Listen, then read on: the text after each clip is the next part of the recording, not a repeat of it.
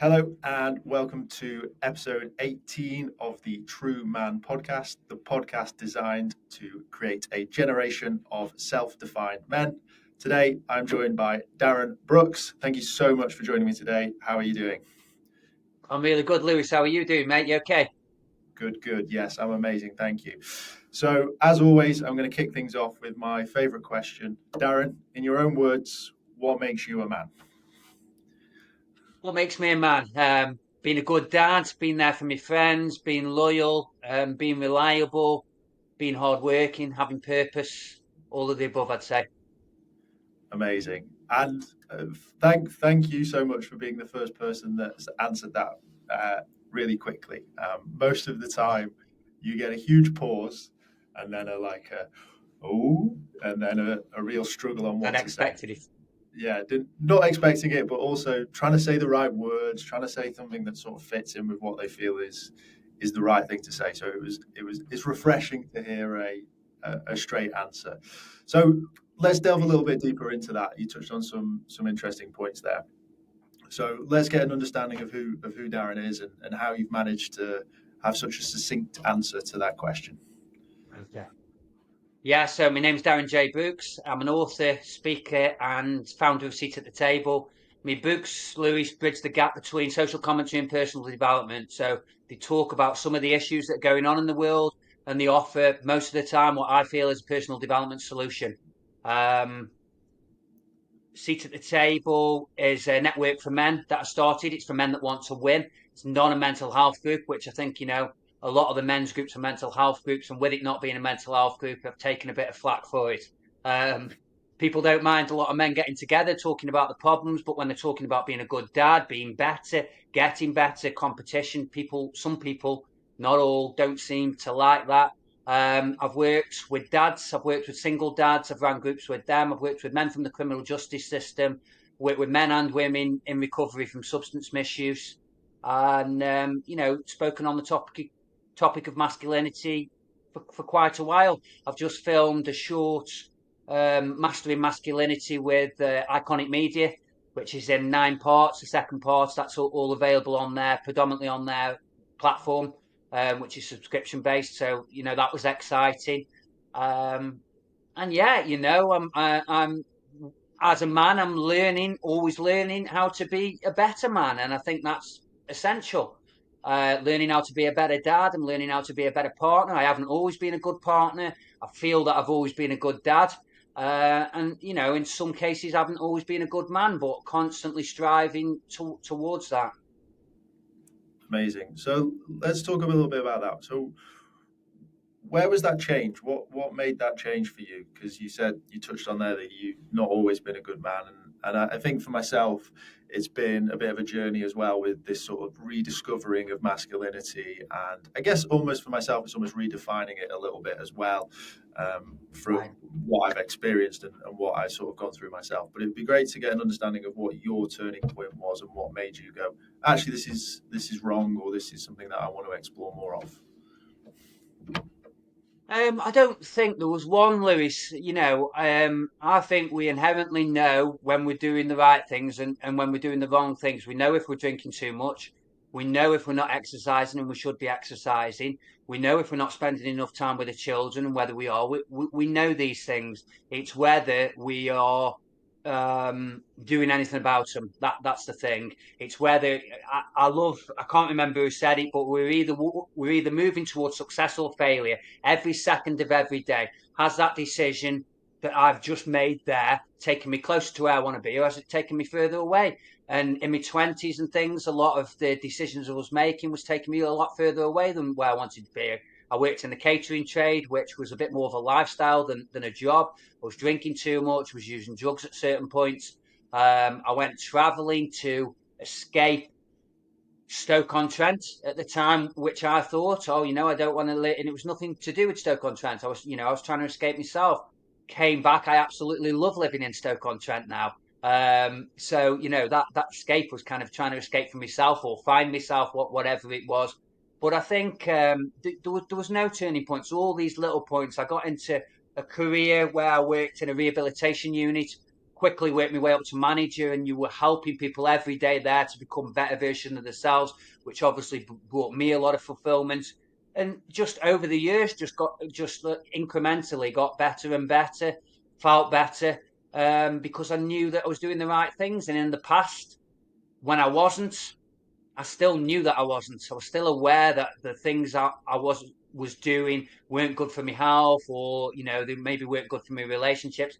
But I was doing them regardless. And it's being a lot more mindful of your behaviours in what you're doing, and looking at them. One of the things that they do in the 12-step program with AA and NA, and I'm not in recovery myself, but I've got a lot of friends who are, and obviously from working in the rehabilitation unit, the steps was a part of that. But what the steps do is they look at your life, and you take an inventory all the time of where you are, who you've pissed off, who you've done bad things to, who you've done good things to, where your positive relationships are, where your negative relationships are. And if we could do that as a man all the time, then a lot of us would be in a lot better place than we are. Yeah, I think you're right. The interesting thing is that self-reflection, right? That's the scariest thing to do, but it's definitely the most important thing to do.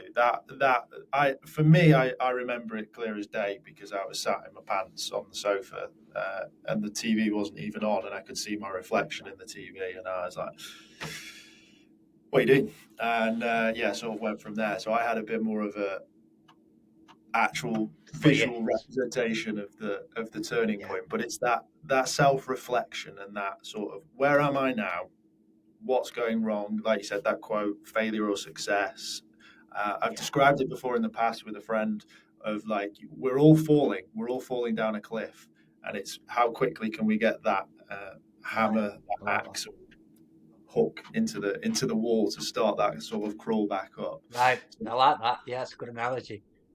So it's an interesting thing, but it all starts with that just sudden like click of shit. I need to have a look at what I'm doing, and there's some unhappy people around me, and potentially I'm the cause, or there's some good relationships, and I need to look at those as well. So the book, author. So after sort of this little mini journey, I guess, what made you decide to write your first book? Well, he is one of the things that could have stemmed from the path that I went down. I always wanted to write a book. It was as a kid, I'd be walking down the street reading Roald Dahl. Kids get in trouble now for being on the phones, but it was the same then, and it was something different. I was wandering down the street. My dad had given me a clip round the head because in Tesco just nearly walked into somebody's trolley, and I was walking down down the road reading these books. And I always wanted to be an author. And then at school, I think I was 11. I can't recall the exact age. I have wrote about this sort of extensively in my first book. A teacher asked all the class, "What do you want to be when you're older?" And I said, "I want to be an author." She was a lovely, kind, caring teacher. I always point that out because a lot of people think that these people who stop you from chasing after your dreams are these haters or people that don't like you, where a lot of the time they're the people that love us, the people that care about us, and the people that want what's best for us. And she said, "You need to do something a little bit more realistic. That's more of a hobby." And it shattered that dream for many years. We were in lockdown. I set my goals at the beginning of every year. Well, the end of the year, I set my goals for the following year. And I'd set the goal that year, I'm going to write this book that I've always wanted to write. Obviously, it hadn't always been about personal development. At the time, it was fiction when I was younger. But as I've grown, the themes and the things that I wanted to cover grew. So I didn't want the world to get locked down to write the book, but it cleared all that space. I started writing it. I wrote it quite quickly. And then, one of the things, Lewis, that people think, they think that you need this burst of inspiration to come, whether you're a musician, whether you're a poet, whether you're an author, whether it's a business, they're waiting for this burst of inspiration to come. My favourite quote is by Rumi, that as you step out on the way appears. And when you're writing, that was when the inspiration started coming tenfold. But because I wasn't writing, I just had it in my head that I wanted to be a writer. There was no inspiration coming. So as I wrote the first one, the inspiration then came for the second one. Second one, the inspiration came for the third one, which is nearly finished now. And it comes from there. One of the things my tattooist said, he always wanted to be. He had this vision of this painter in Brooklyn painting a big mural on the wall with the ghetto blaster going. And he says he sees himself doing that one day. And I said, well, what are you painting now? He said, I'm not. I'm waiting for the inspiration. And I told him that story, and I think he was a little bit pissed off at the time. But it's true. That inspiration will come as you are doing. It's like the universe is saying you're doing something, so let's give you a bit more of that. Where when you're doing nothing, no inspiration comes at all. No, and I think a lot of people wait for the perfect conditions as well, right? That's the other excuse: Definitely. inspiration and the perfect conditions, which never come. They never come. No, Yeah, never. start.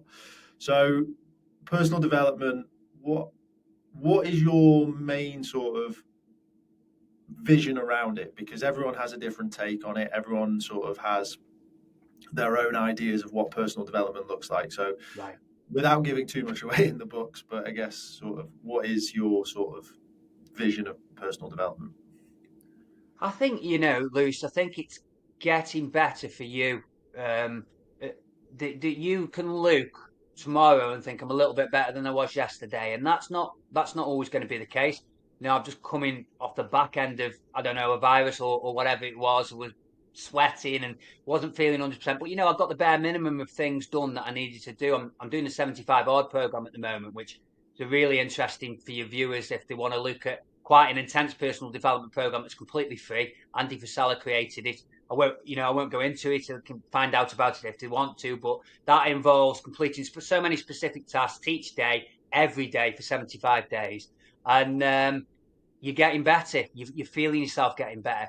Even though I wasn't very well, I still completed the bare minimum of things I needed to do on that program. And everybody's at a different point in their lives. Everybody's got different things going on. But if you were working towards just being a better version of yourself, if you feel like you're not spending enough time with your children, and then you start spending more time with your children, that's personal development. It's development within your relationship. If you realize that you're not treating your partner as much as you maybe should, and you start doing, you're getting better. If you can, I saw that you don't like running, and neither do I. But if you can run a mile, and then a little bit later on in the year you can run 2 miles, or you can walk 4 miles, and then you can walk 10. You're getting better, and you're going to get that sense of accomplishment. And a lot of people are in a rut because I feel that they're not working towards bettering themselves. And I understand, that people have been through trauma, and there's different things. There's a lot of aspects to that. But one of the things that Gary Vee says, if anybody else who's had worse situation than you can do it, then you can too. And take that as motivation. Take that somebody else has overcome what you're going through, and they're getting better. So you can.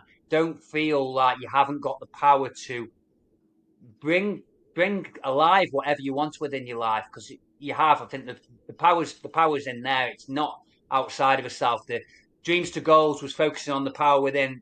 23 Rules of Life was talking about the things outside of us that take that power away from us and will stop us moving towards the potential. And there's a lot of them. And I think some people said that 23 Rules of Life was a little bit more negative, and it wasn't negative, Lewis. It was shining a light on things that were negative that can take that power away from us. And once you're aware of them, you will maneuver accordingly. Yeah. Okay. Nice. So I got a question for you, sort of off that.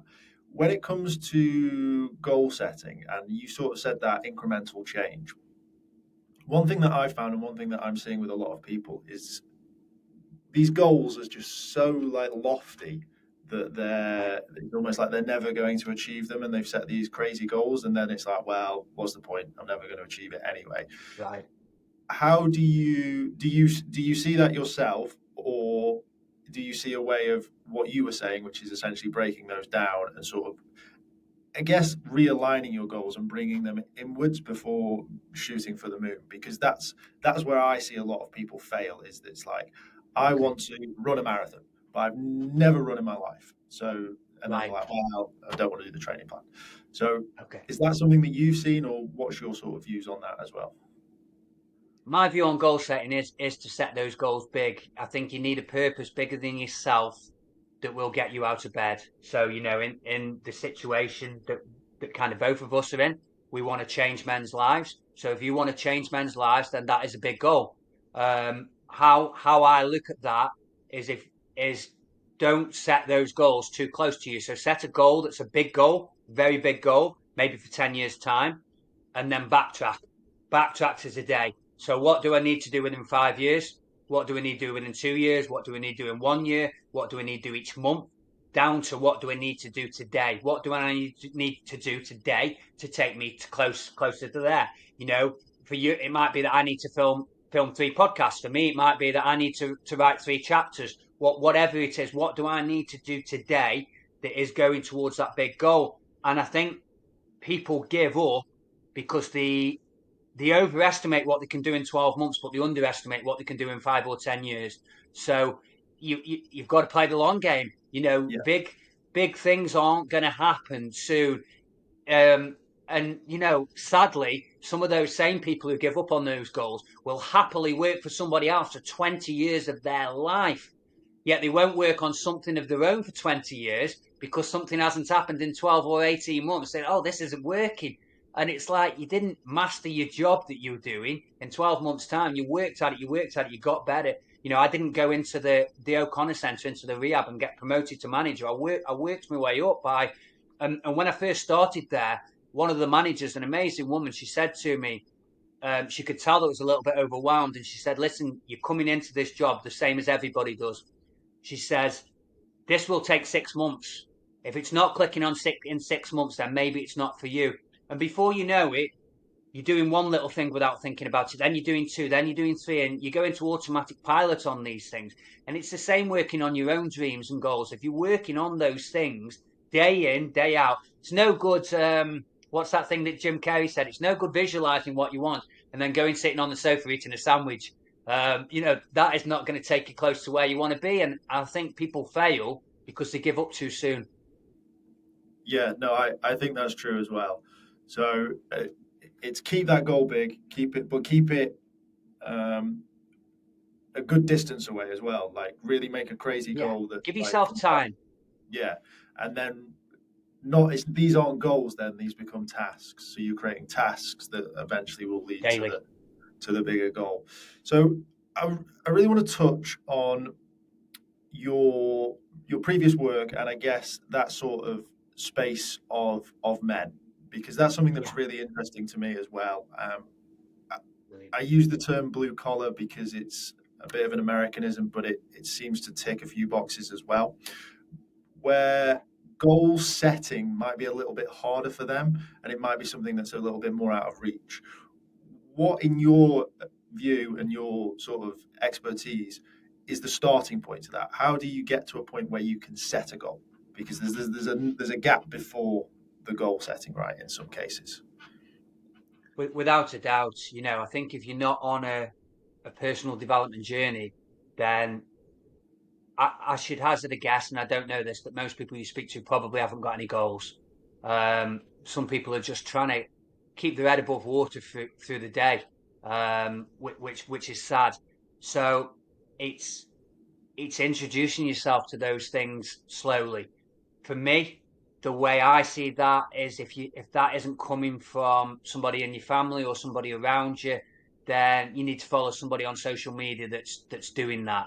There's plenty of people with an amazing story, people who've been in prison, people who've been in the depths and despair of addiction, people who've come from nothing to rise up to achieve everything they want to, and they've all, when you listen to all of the stories, none of them have been easy for one, but they've all been introduced to somebody that has given them new information. So if you are operating how you've always operated with the information you've got and things aren't working for you, then they're probably not going to work by now. There's a realization that maybe the people that I'm listening to aren't giving me the right advice. For one, you need to listen to the advice from people who are doing what you're doing, people who are leading by example. One of the things, I speak about, you've got government officials, people in places of power who recommend things to you that they aren't doing themselves. You need to stop using your car, yet flying around on private jets. You need to eat healthy, and some of these health officials are huge. So follow somebody that is walking the walk as well as talking the talk. There's loads of those people. Just type motivational personal development into YouTube, and you can find countless people. And one of the things that one of my coaches a few years said to me, she said, find one or two people that really resonate with you and follow them. Don't follow 10 or 20 different people, because everybody offers different advice. If somebody's speaking a lingo that you understand, follow them. I like, and I know everybody doesn't, really harsh, in your face personal development. I kick up the arse stuff. I like David Goggins and I like Andy Frisella. I like people who tell it like it is, but I can also see that they are doing what they are saying they're doing. Andy Frisella is the guy who did the 75 Hard program. He regularly is out doing that program himself. I saw that resonated with me. I thought I wanted a piece of that, so I jumped on that program myself.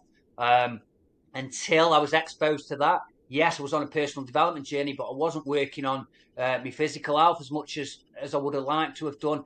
So I think it's just tapping in, Lewis, to somebody that, when you hear something that resonates with you, it can be one little golden nugget. Latch onto that. Latch onto that. If you hear something that really resonates, latch onto it. And the internet can be an amazing and destructive thing. So if you're searching dogs chasing after balls, then all that's going to come in your algorithm is more dogs chasing after balls. If you're searching personal development, these things are going to regularly come up on your YouTube. They're going to regularly come up in your social media, and they're the things that you're going to be exposed to. And as the Rumi quote, as you step out on the way appears, and as you start following these people, more and more people come into your zone. You start getting exposed to different people, and then that's when you start attracting different friends and different people who also have those things in common and stuff, and then it becomes beautiful. Yeah, I like that. I did a podcast with a officer in the army who was talking about mentors and saying how he felt like he lacked them growing up, and that he actively went out to seek them, and he found that extremely important and a really useful. Right. I like that.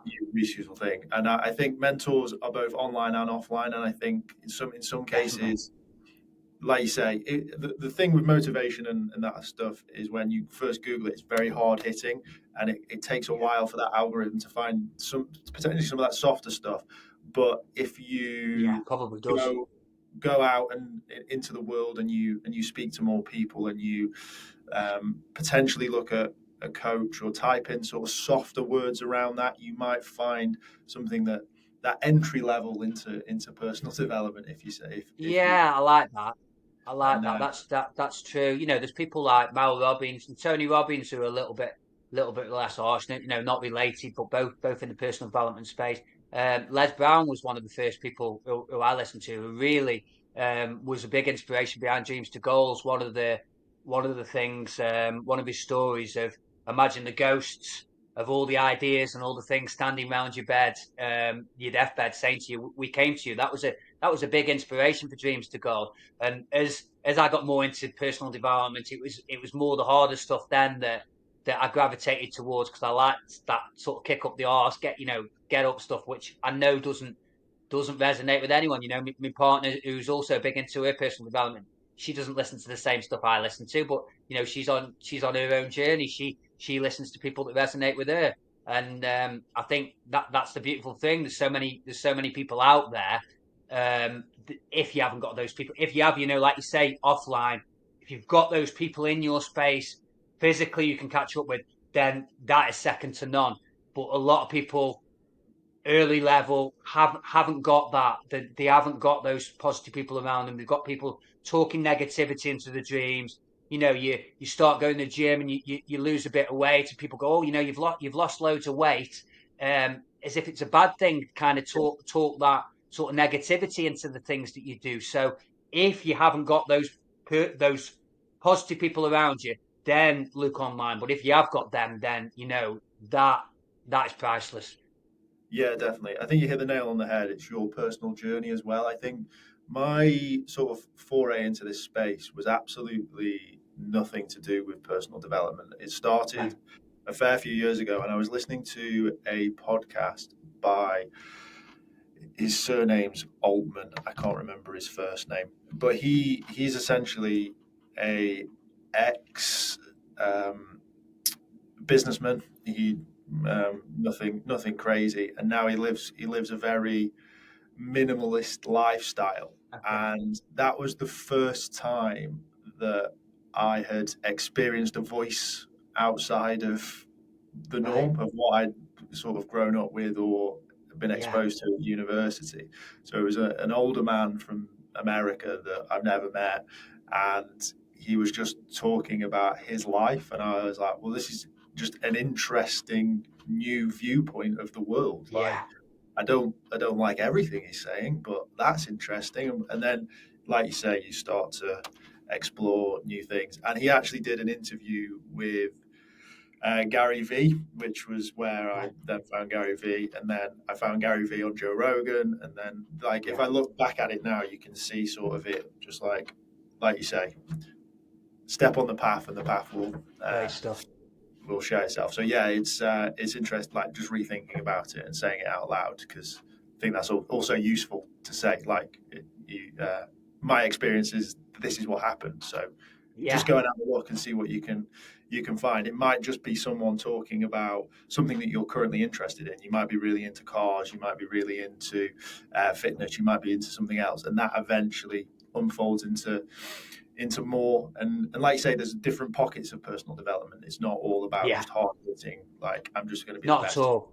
And something you just said there, I think, is really, really important as well. I didn't like everything that he said, and people, have kind of gone down this route that because somebody said something that they don't agree with, then the other things that they said aren't valuable. I think we're seeing a lot of that now in society. Oh, he said this or she said that, and I've never listened to one person on the internet. I've never met one person in person who I agree with everything that person says ever in my lifetime, and I never will. And I think that's important. People can say things. One of the things that Zuby said, British rapper who's become quite big in personal development, is take the meat off the bones, take the stuff that resonates with you, and leave the rest. Leave the rest where it is. You haven't got to agree with everything that somebody says. If that person triggers you in some way, shape, or form, then that person's probably not for you to follow or not for you to associate with. But you don't need to agree with everything that anyone says. Some people say things to gather attention. Some people say things for attention. And some people have got views based on their own upbringing and their own experiences, and that's okay in my view. Yeah, no, I completely agree. I think that's the most important. I think that's the skill to the personal development, is take the personal from the development, is just pick what you want, which not many people say. So it's good. I think we've uncovered a gem here.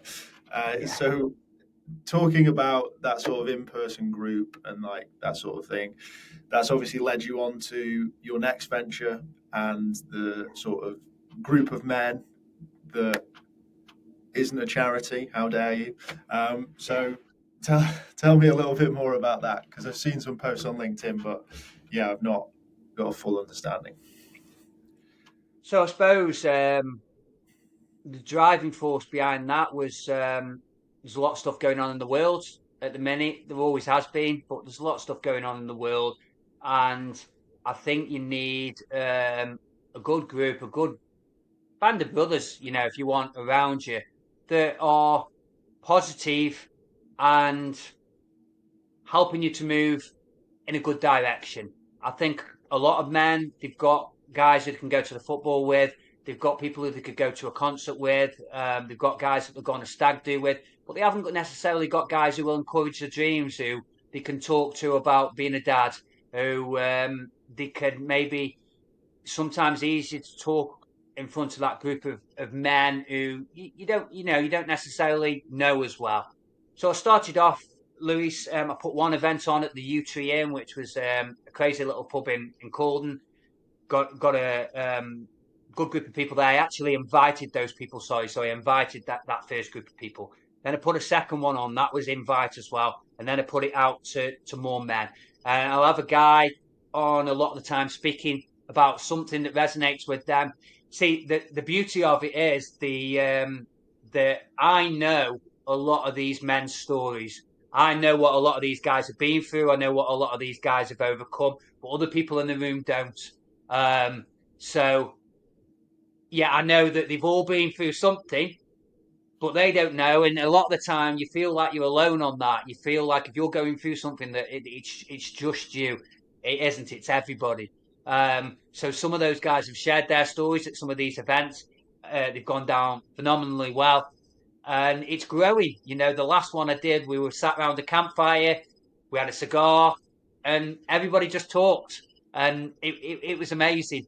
And the thing is, people don't mind, or some people don't mind, men sitting around in a mental health group talking about the problems. Yet when you can prevent that, in my opinion, when you can get a group of men together before it gets to crisis points, you're going to avoid needing those groups so much. Yeah. So it's taken some flack. You know, it took some real flack yesterday on LinkedIn. I don't know if you saw that. There was backwards and forwards going.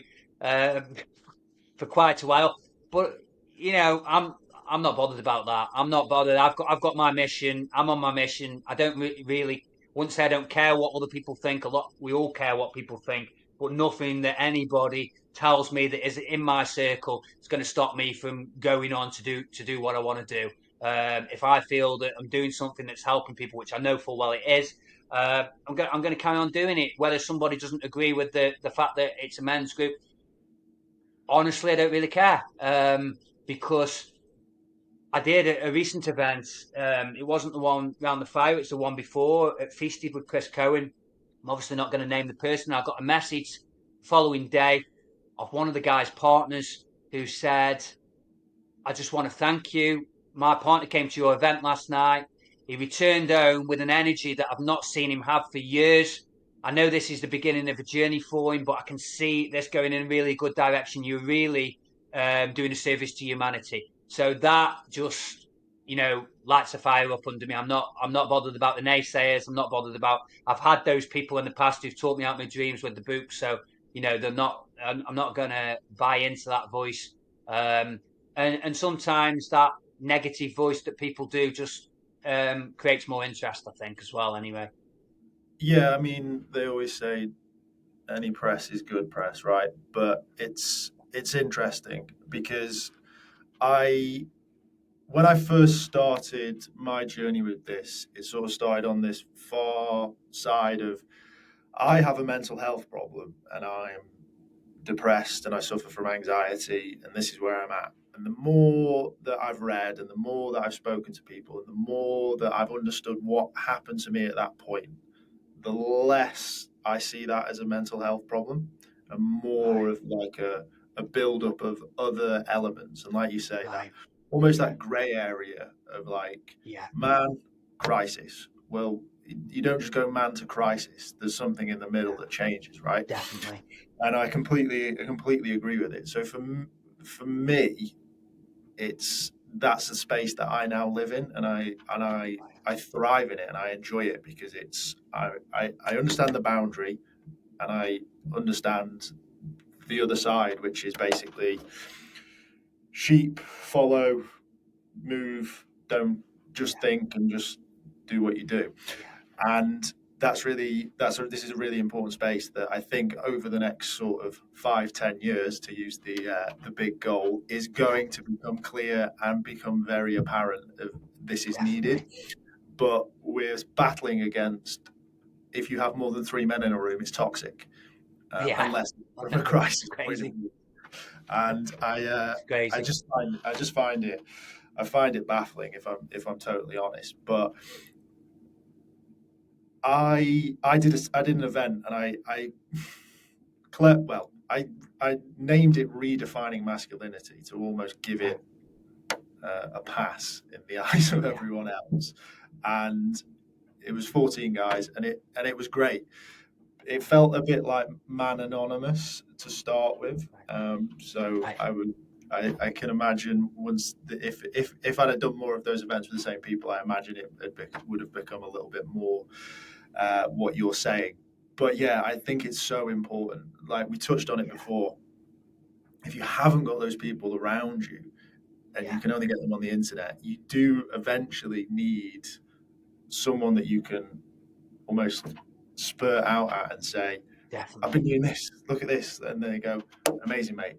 Look, this is really good. Have you done this? Have you tried this? And actually moving forward together. And I just, for me, toxic masculinity and manosphere are Mm. two words that I want to expel from the English Without a doubt. language.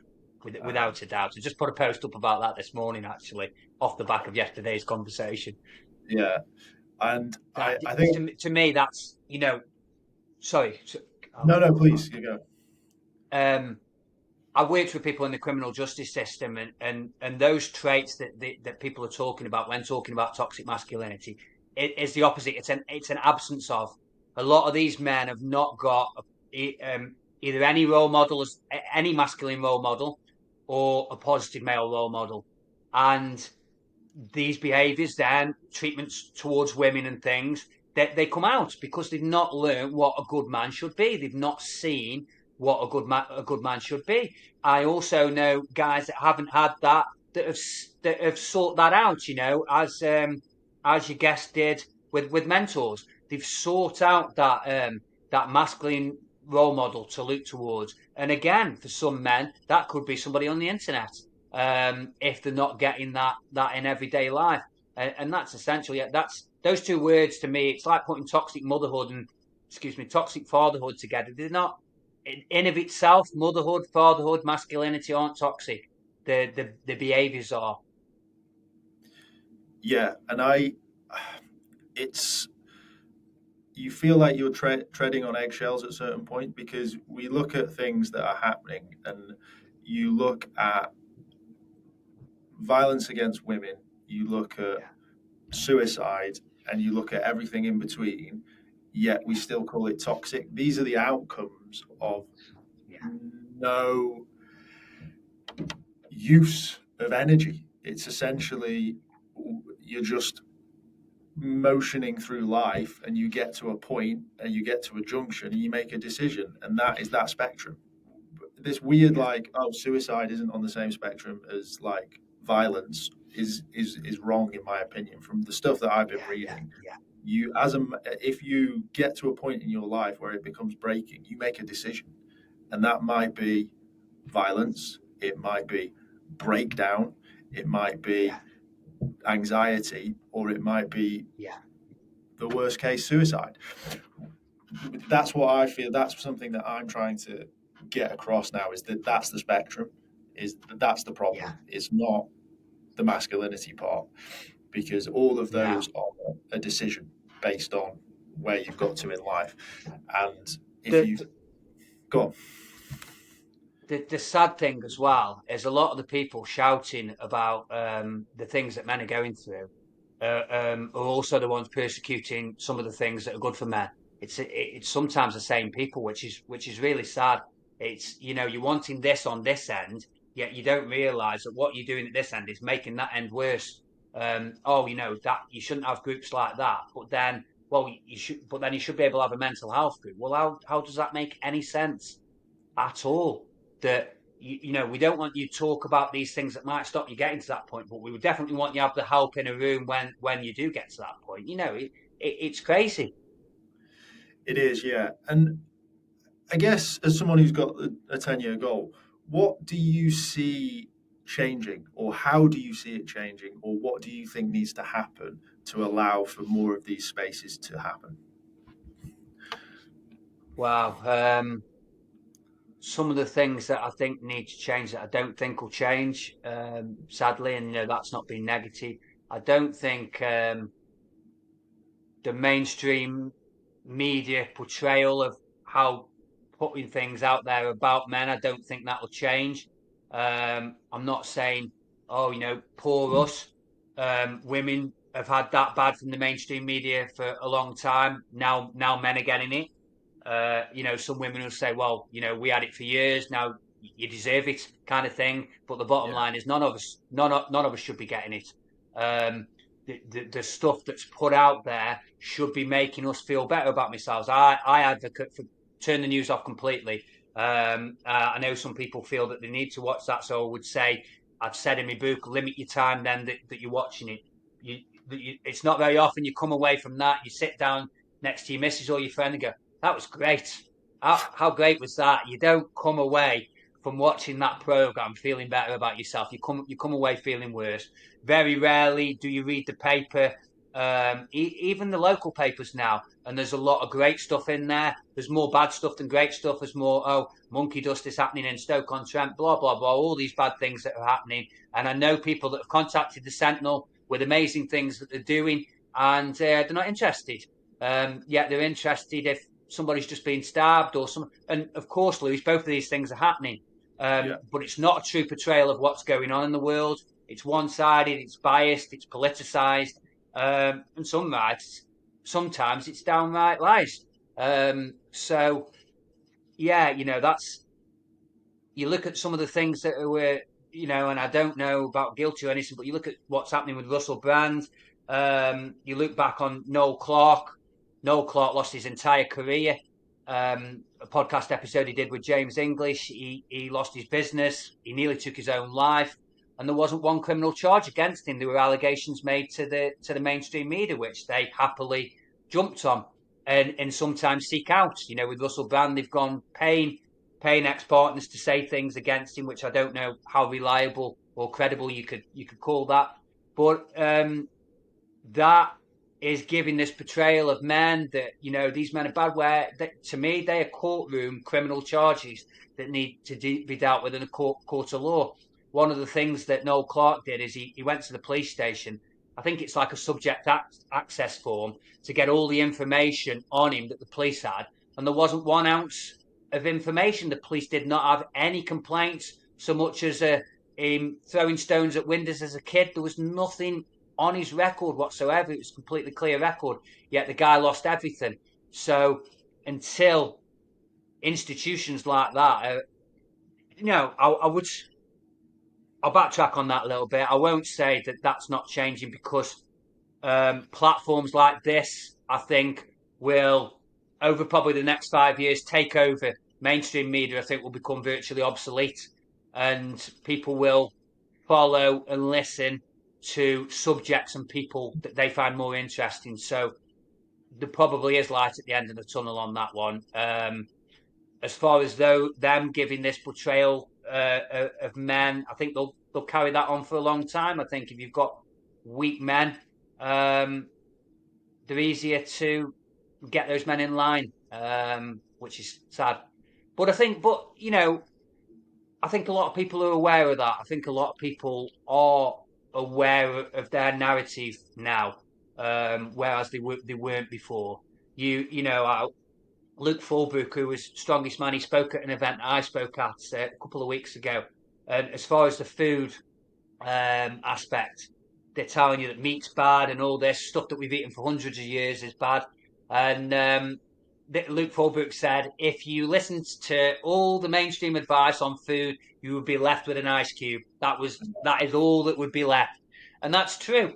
So you've got to follow people who are walking the walk as well as talking the talk, that are eating a diet that maybe you feel good. And this sort of, men's space will grow, I think, as people start following and listening to more of those people, really. Bit of a round the way answer to that question. I went off on a bit of a tangent there, sorry, but No, that's fine. I like it. There was years ago now, maybe even 10 years ago, there was a article published, and it was like, according to the Daily Mail, what will give you cancer? And it was like 3,000 things that they published over like a 10-year period. Which, I mean, if you consume anything in enough quantity, it'll probably kill you.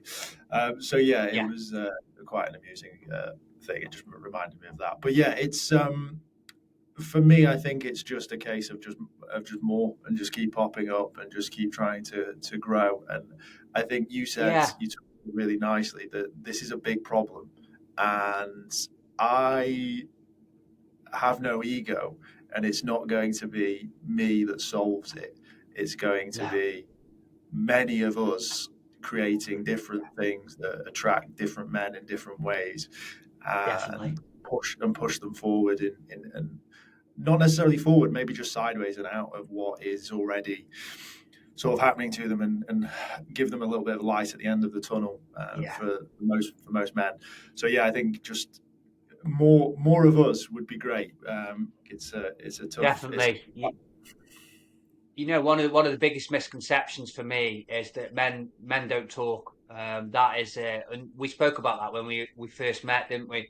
It's a real big misconception because I think, um, one, we're not all the same. It's not that all men need to talk. There's different ways of looking after your well-being, your personal development. That we're all different. That's one thing. But this, men need to talk more. Men, if you create an environment, men will talk. I know that. I've seen that. I've experienced that. I've done that.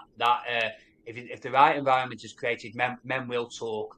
And dressing up these issues of suicide and everything, hiding behind the fact that this is because men don't talk, is nothing but a load of nonsense. Um, a man could talk after 3 months of not having access to his child and be £1,000 in. He could talk after 6 months, be £4,000 in. He could talk after 12 months and be £6,000 in. Yet if there's no solution to that man seeing his child without going bankrupt, then what is the point in talking about it? There's so many more issues going on for men that are completely unrelated to men not being able to talk. I would arguably say that there's more avenues and alleyways for men to talk down than there ever has been. My granddad was a prisoner of war in World War II, and he never ever spoke about those experiences. And I didn't find this out from my granddad. I found this out actually a couple of months ago from my partner, who met a guy who his dad was also a prisoner of war in World War II. And when he came home, he was told outright straight, you do not go home and talk about this. And his partner was also told, you don't ask him about this. You don't talk about this. You don't ask him about this. And the suicide rate since those times has dramatically increased, not decreased. So you've got a group of men at that time who can't talk, yet they had stable family structure. They had a lot more purpose. They had jobs. Um, the family court system wasn't even introduced then, and relationships stayed together longer. So many elements of going on that were going on then that aren't going on now. That to say that the suicide rate is high because men don't talk is very naive and quite ignorant, I think. Yeah, I think there was a study quite recently that, I'm probably butchering the numbers a little bit, but out of 100 men that had killed themselves, 90% of them had sought frontline services, so either through charity or a GP directly. And out Wow. of those, another 80% or so were deemed no risk or low risk of suicide.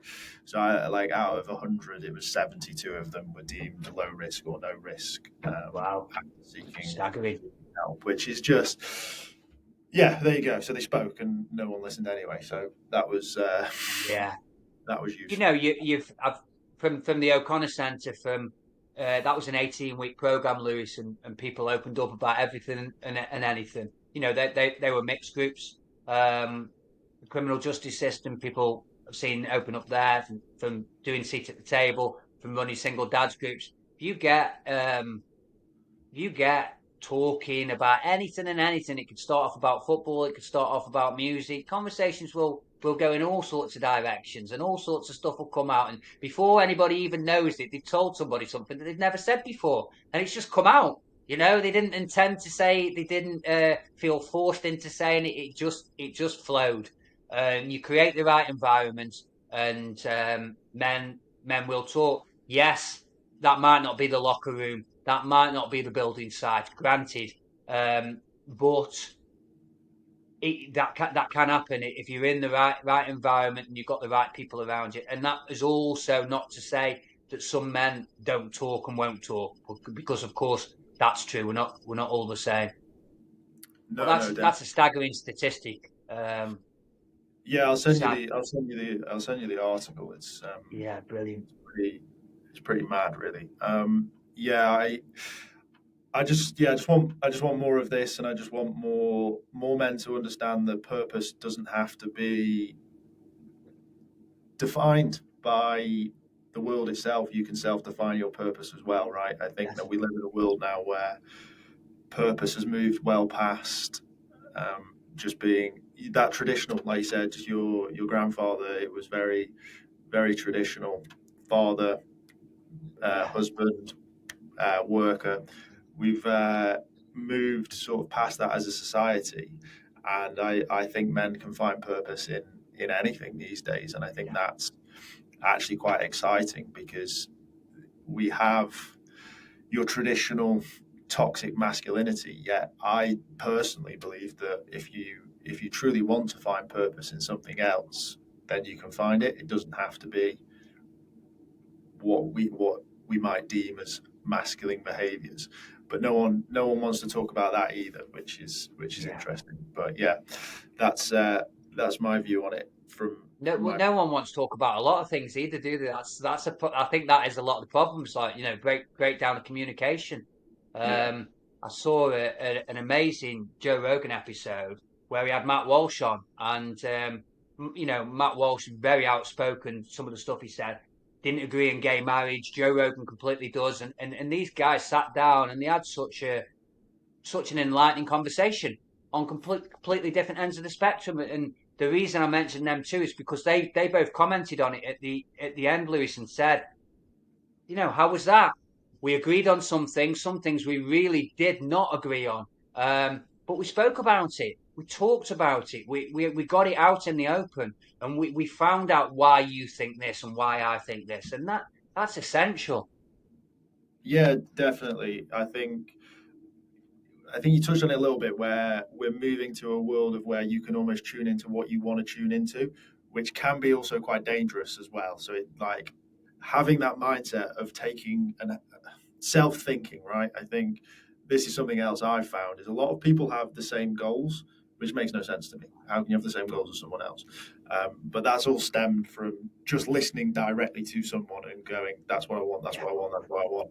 So that's probably the biggest takeaway from me from this is a reminder of don't listen to someone solely, listen to parts and digest and have your own thoughts on them. I think that's so much more important. And I hope that there are more things like Rogan where because he always wants to be challenged, right? And he's interested and yeah, he's a very yeah. smart guy.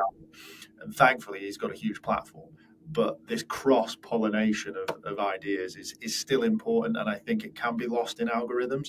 So yeah, I think it's something to consider when you're going on that journey as well. Yeah. Yeah, awesome. So Darren, I always like to end the podcast with the question that I started, and I imagine it's not changed for yourself. But in your words, Darren, what makes you a man? I'd say all the same things. It's that purpose, it's that being a great dad. One thing I think I missed off the beginning is being a brother to the men around you. I think I missed that one out. I've got brothers that aren't blood, and being there for those guys. I think that's really important. And you gravitate towards those people that make your life better, invigorate you, and give you more energy, then I think you're going to lead a good life. Yeah, being a man's exciting, it's challenging, and it's rewarding. Amazing. Thank you so much for your time. Thank you, Lewis.